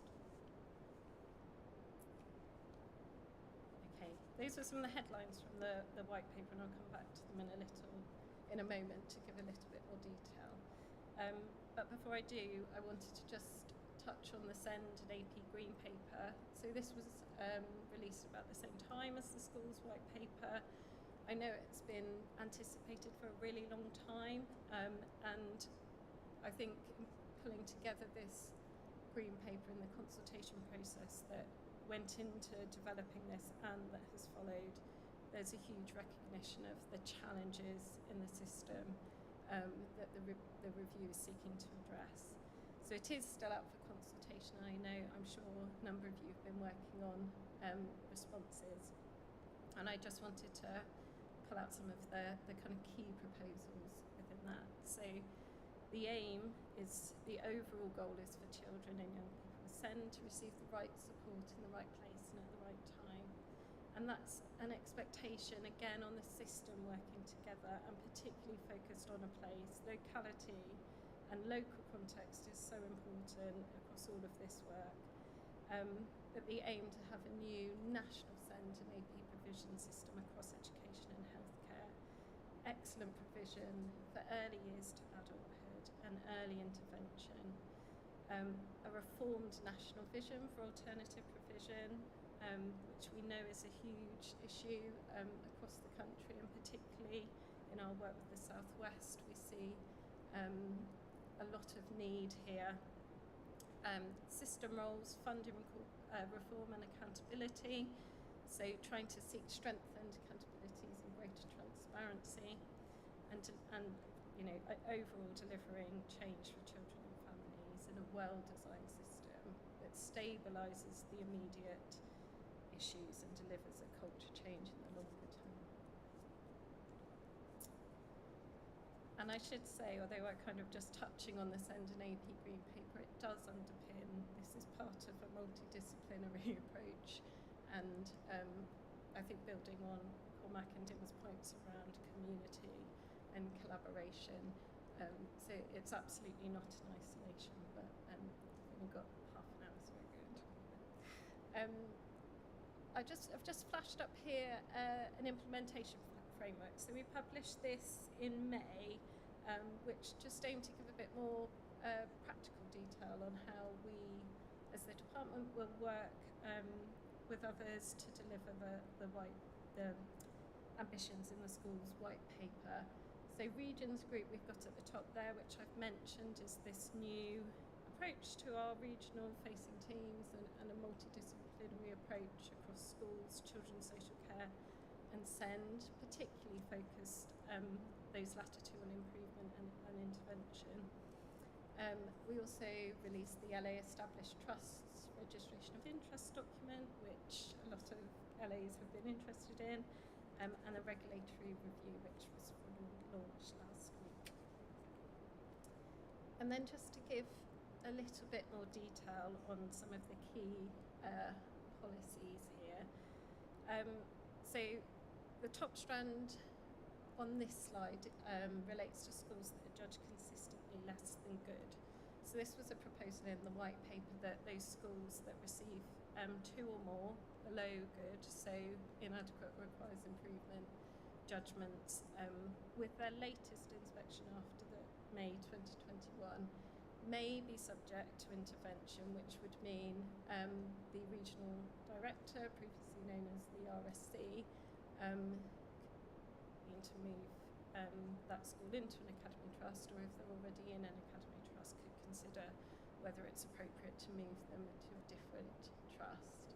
And also particularly looking at those schools that have entrenched underperformance, so that have 5 or more below good judgments, of which we do have a few across the southwest, where we haven't seen any improvement, and where we think a different context for that school would be a positive move. We are going to focus some of this on the education investment areas, and I'll come back and tell you a bit more about that in a second. And then the second strand is around the LA established trusts, and this gives the LA the opportunity to establish a trust. The LA would have the majority of members who have the kind of overall accountability for the trust, but they wouldn't have the majority of trustees. And other than the LA forming the members, they'd be very similar to current any other multi-academy trust, and would be regulated in the same way, but it does give an opportunity, I think, in particular areas for a different solution to this fragmented system.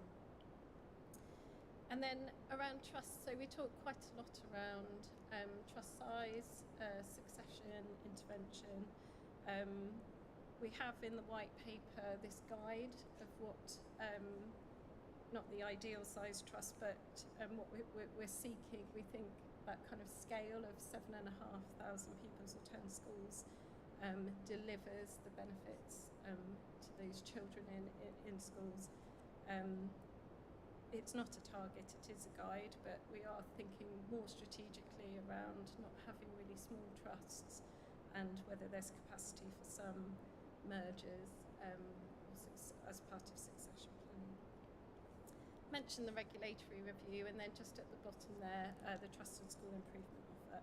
So this is support from a strong system leader, mainly using CEOs or leaders from trusts, as well as a new group of designated national leaders of education for 22-23, and it provides sustained peer support on school improvement, and that will be going ahead again this next academic year.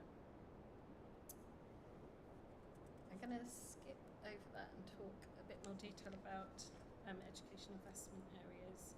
So as part of the Levelling Up white paper, the government announced that they would be investing in 55 local authorities, and Dorset is one of these. The identification of education investment areas was based on those areas where educational attainment was weakest, and we've also identified a subset of these areas which will be priority education areas. There's only one in the southwest, which is in West Somerset, but Dorset does come under this banner of education investment areas, and as I've said, that's where we're going to target some of these policies. So particularly thinking about intervention in schools that are not improving, but also more investment. So the Levelling Up premium, which is worth up to £3,000 tax-free for eligible maths, physics, chemistry, computing teachers in their early careers, working in disadvantaged schools, and particularly in these areas. And we have what we call TCAF, the Trust Capacity Funding, and we're committing up to £86 million over the next 3 years, and a big focus of that will be on EIAs. And there'll also be access to Connecting the Classroom, which is a digital programme, and investment in those areas to support schools to reach minimum Wi-Fi standards, which has been particularly important, I think, over the pandemic and with rural schools.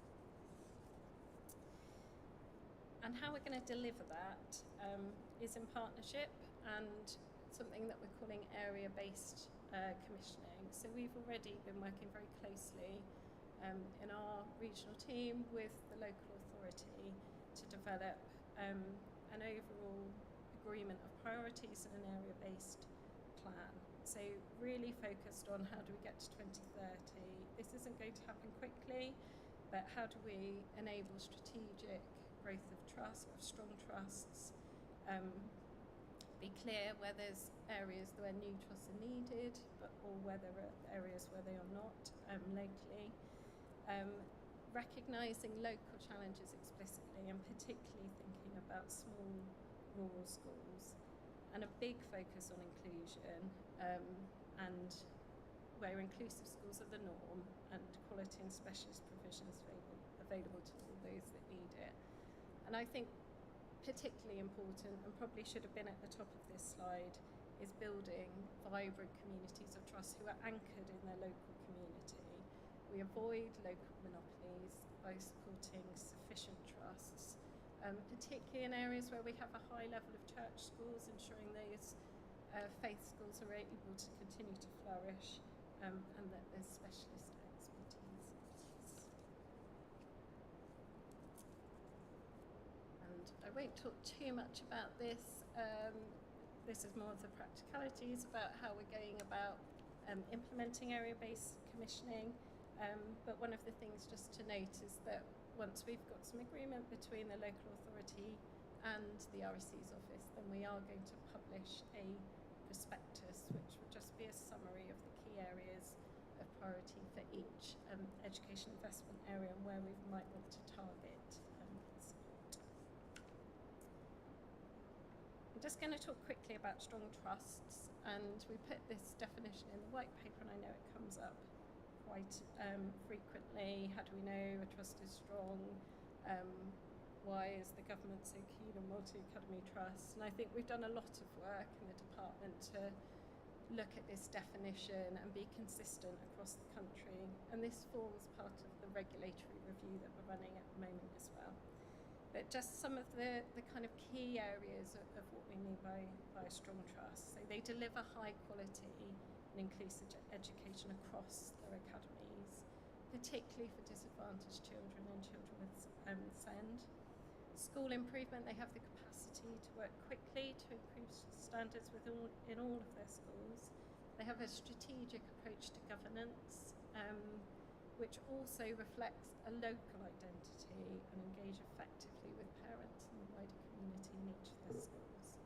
They're underpinned by strong and effective financial management, and the workforce. I think a really critical benefit that we see of multi-academy trust is this ability to train, recruit, develop, deploy teachers across the trust, and to prioritise those teachers where they're most needed.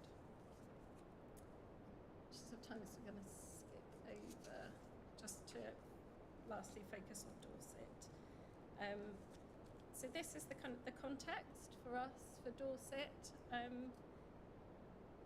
72% of children achieve a good level of development at the end of reception, which is in line with the national average. But while there's been some improvement, again, in all data that we've seen, it does remain one of the lowest performing local authorities in the southwest in terms of attainment, and we feel like there is a lot of to do, and there's a lot of responsibility on all of us collectively to do that, particularly Key Stage 2 and maths. Key Stage 4 pupils achieving 4+ grade in Dorset secondaries above the national and South West average, which is great. But then children eligible for free school meals do achieve at lower rates across the country compared to their peers, and in Dorset the gap between those groups is larger than the national average. And then in terms of academies and local authority maintained schools, 59% of Dorset schools are currently academies, and we have 16 multi-academy trusts. And a big focus for us is the small rural schools where long-term sustainability needs to be considered. And we work really closely with the Diocese of Salisbury, and over 50% of schools in Dorset Church of England. Ooh, I'm going to press the wrong button. No, what have I done there? Okay, so I will finish. A couple of last slides. So our priorities, particularly in Dorset, is focused on improving those standards at Key Stage 2 and working with vulnerable schools, ideally to join a strong MAT. A focus on those small rural schools, building strong MAT capacity, particularly in West Dorset and North Dorset, and as I've said, working really closely with the Diocese to build strong MAT capacity for Church of England schools. Really keen to embed the teaching school hub in the area to help improve standards and develop further partnership working and collaboration. And a big focus for us is narrowing the gap for disadvantaged pupils and promoting inclusion.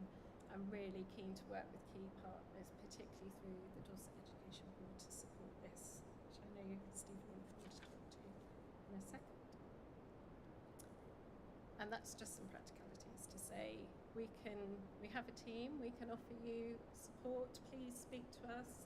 Any questions, concerns, if you want to discuss, if you are considering joining a multi-academy trust, really encourage an early conversation. I've got two members of the team here today. I'm quite embarrassed one, Tom Harvey over there, and then Chris Carraro, who is out of the room at the moment but will be here over lunch if you want to talk to us. I think that's it. I'm 2 minutes over, I'm sorry, Vic. So I've got no time for Q&A, but we will be around over lunch.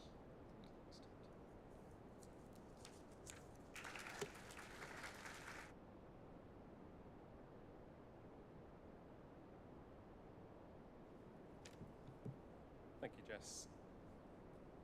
I think as we said earlier, partnership in our schools has been a real strength, and the partnership working across partners, both health, police, but also the school system and us as a council.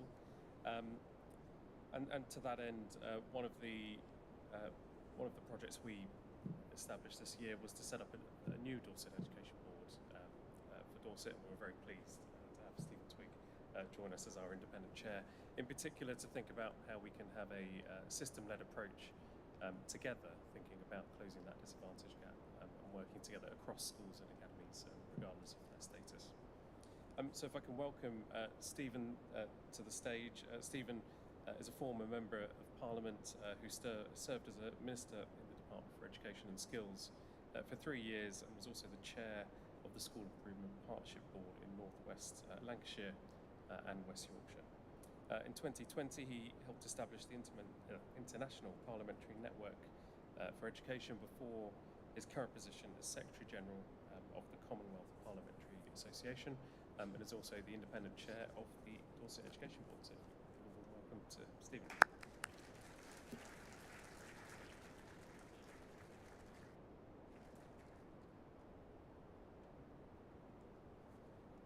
Vic, thank you very much indeed, and good afternoon, everyone, and it's great to be here. If I could start by echoing the words and thanks from Councillor Parry at the beginning of the conference today to the school and to everyone for sparing your time to be part of today's conversation. I think we've already had a lot to reflect upon, and one of the disadvantages about preparing your remarks in advance, and then you have very interesting and challenging sessions as we've had this morning, first from Cormac and Tim and then from Jess is that I'm trying to adjust what I was going to say anyway to the challenges that they've rightly set out for us. I think it was Andrew that said we hear enough from politicians on education. I have this rather strange status now as a former politician, but one of the things I used to reflect on when I was talking about education when I was in Parliament is that very often when politicians talk about education, there is a great emphasis on the economic benefits of investment in education and skills, and clearly that is something incredibly important. But I often like to start by reflecting, and we've already heard it, I think, in the presentations today, on the other reasons why education is so important. The moral purpose of education in helping us together to address social injustice and inequality, and in particular enabling all children and young people, regardless of background, to fulfill their potential. Secondly, the contribution that education can play in enabling children and young people to have happy childhoods and to fulfill themselves as citizens. And I think one of the things that I was particularly reflecting on when Cormac and Tim were speaking is actually schools' role not just in preparing children and young people to be citizens in the future, but enabling them to be citizens in the present, both within the school itself and in the wider community. And thirdly, perhaps something that doesn't get talked about much anymore, but the intrinsic value of education, of loving learning and fostering that love of learning simply for its own sake, not necessarily connected at all to wider social and economic objectives. Understandably, there have been a number of references today to COVID and the impact that COVID has had on the lives of our communities, including, of course, on children and young people. And we all know about the learning loss. Vic mentioned that I helped establish the International Parliamentary Network for Education. There are parts of the world where schools closed down for fully 2 years during the COVID pandemic, and existing inequalities were heightened. Well, we know that happened here as well in terms of those inequalities being heightened, and it's a big part of the challenge that we all face together as we build back after those periods of school closures during COVID. And yes, of course, a successful education system is one of the ingredients that contributes to a country having a successful economy.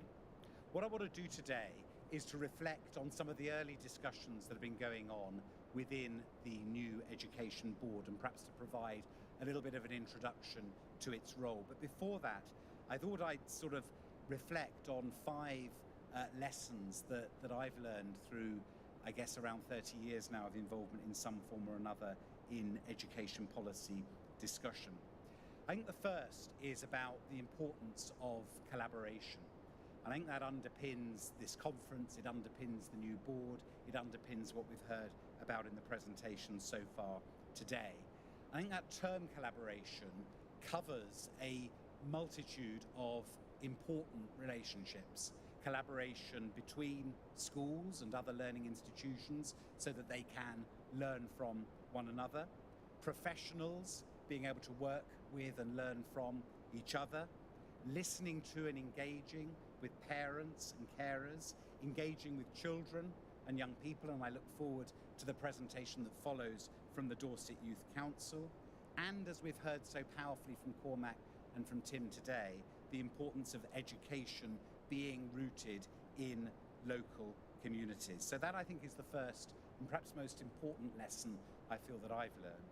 The second is about evidence. Evidence, evidence, evidence, because so often in political debate about education, individuals may have their own hobby horses based on their own childhood or their own experience, and people from all political parties do this. Actually, looking at what works, looking at the evidence in our own communities, in our own country, in the wider world, I think is incredibly important. That is partly about data. I think data is important, but data only takes you so far. It is also drawing upon excellent individual examples, as we heard from Tim and Cormac in their presentation earlier on. The third is about money. financial resources do matter. It seems like an obvious point, but it's one that does need to be made. The availability of financial resources, both for the education system specifically and for the communities that the education system seeks to serve, the availability of money makes a critical difference. How that money is spent is obviously as vital as the quantum of money, but I am acutely aware of the funding challenges that Dorset schools and wider local government in Dorset faces. Fourthly, to beware some of the false choices in debate around education policy. When I was a minister, we published a primary school strategy that we called Excellence and Enjoyment. And we were trying to make the point that there was no choice between a primary school being a happy place and a primary school striving for high standards for all of the children. Similarly, there doesn't need to be a choice between quality and equity. And fifthly and finally, whilst education is vital, we cannot expect the education system to solve all of society's challenges. And that really brings us to some of what we've heard about already today in terms of the importance of partnerships, support for, but also engagement with and listening to families and the wider community, as well as work with businesses, higher education and others. So against that background, I'm excited to have been given this opportunity to be the independent chair of the Dorset Education Board. We will meet for the first time next week, but we held a workshop last month informed by Kate and Sue from Challenge Partners, and you'll hear from Kate this afternoon. Today what I want to do is to share the emerging thinking from that workshop. What we wanted to do was to start developing a shared understanding of the challenges for education in Dorset, to start forging a shared vision about how to address those challenges, and then agree how we will work as a board. The starting point for us lies in the three core building blocks which Dorset has developed: an emphasis on quality, seeking all schools to be good or outstanding, an emphasis on equity with the goal of closing persistent gaps in achievement and attainment, and an emphasis on inclusion with the goal of enabling all children and young people to thrive and get the skills they need for adulthood. I think the obvious thing to say is that it's a potentially absolutely huge agenda. So what we tried to do at the workshop was to define some early priorities. And let me say that I'm here all day. All feedback on this informally through the day is very, very welcome. And I can see Teresa nodding and Vic and others who are here. Andrew, I'm sure all of us will be keen to hear back. But I'll finish with this to say we identified 6 key areas. And when the board meets next week, we'll be looking at how we can make that something operational. Firstly, and you won't be surprised that this was the first, teaching and teachers. Looking at issues around professional development and initial teacher education, recruitment and retention, the relevance of the curriculum to meet the needs of all learners, and recognising some of the specific challenges in the Dorset context, including sparsity in rural areas and some of the areas of greatest deprivation on the coastal side. Secondly, what can be done to ensure that all children and young people feel seen, valued and belong? As we heard from Cormac and Tim, that sense of belonging, that sense of community, that sense of identity is absolutely critical. And we want to ensure that the approach of this board is genuinely inclusive, so we are connecting with and listening to the concerns of children and young people with special educational needs and disabilities and their families, whether they're in special schools or mainstream schools, whether they have an education and care, health and care plan, or if they do not. And part of this also will be addressing some of the challenges around mental health that were referred to, I think, so powerfully in the young people's video at the beginning of our proceedings this morning. Thirdly, we want to devise a Dorset student pledge. What are the opportunities that should be available to all children and young people, wherever they live, wherever they study in Dorset, to get opportunities in sport, in culture, in outdoor learning, very much the beyond the classroom agenda. And we want to engage with young people themselves to devise that pledge, as well as learning from other areas that have adopted similar pledges. Fourthly, we want to devise a plan to raise aspirations. Many examples were given during the workshop of how we need to address the needs of all children and have personalised learning. But what is it that we can do to address that specifically as an education board working with the people in this room and others? Fifth, the need to address financial barriers, both in the system, which I've referred to, but also those facing individual families, children and young people. My previous experience is mostly in London and Liverpool.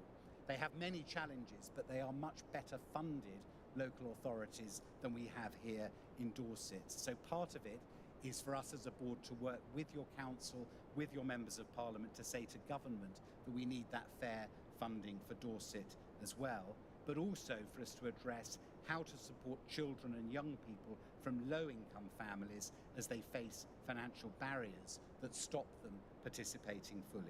And finally, and I think incredibly importantly, as you may know, we also have the Birth to Settled Adulthood Board, and we want to work really closely with them right the way through the different stages of the lives of children and young people supported by families, but in particular on a plan for the skills that are needed for adult life. There's a lot of expertise around the table of the board, most of whom are here at the conference today. I know that I will have a lot to learn from those members of the board. All of the phases of education are represented: early years, schools and FE, parents and carers absolutely crucially around the table, partners from health and from the police. But we also know that we want to reach out beyond those that are around the table and engage with the wider community and crucially with children and young people. Having been involved with these sorts of initiatives before, I know that one of the risks we face is that people will see it as yet another political initiative. People will see the board, the risk is that they'll see the board as just another talking shop. So I'm determined we don't fall into that trap, that we do have something that is meaningful and relevant. My starting point is that the answers to the questions that we'll be asking are here in Dorset, in the existing good practice in schools, communities and elsewhere. But I think we will also want to look more widely at what we might learn from other parts of the country and indeed other parts of the world. Above all though, I want this board to work in a spirit of openness, trust and collaboration. And I think if we do that, we can really be successful in building upon the strengths that exist already. In the autumn, I look forward to having the chance to visit schools, colleges and community organisations in this role. Please do feel free to come over and talk to me during the lunch break and opportunities in breaks during the afternoon. Communication will be vital, and I'll finish with this point. Elaine from the Parent Carer Council and I were chatting in the break, and there is a risk that this doesn't get known about beyond a relatively small number of people. So one of the things that we will look at the board next week is how we most effectively communicate, and crucially that is a two-way process. Yes, we explain what we're doing, we set out our plans, but also we make ourselves fully available and accessible to the education system, to partners, to the wider community, and in particular to children and young people. And I think if we get that right, then we have an opportunity to contribute to the success of education in Dorset. I'm determined in my role as chair that I can help to do that, and I'd like to thank you for the opportunity to take part in the conference here today. Thank you very much.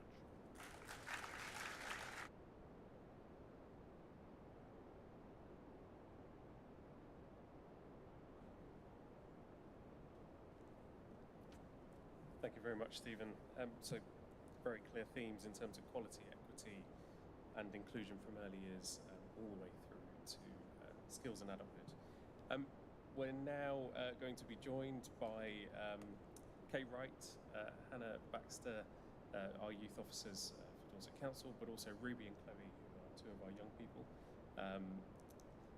Obviously really important throughout the day today. You'll have heard us all talk about having the voice of students with us throughout this conference and working with them together to think about the kinds of improvements that we want to make for education in Dorset.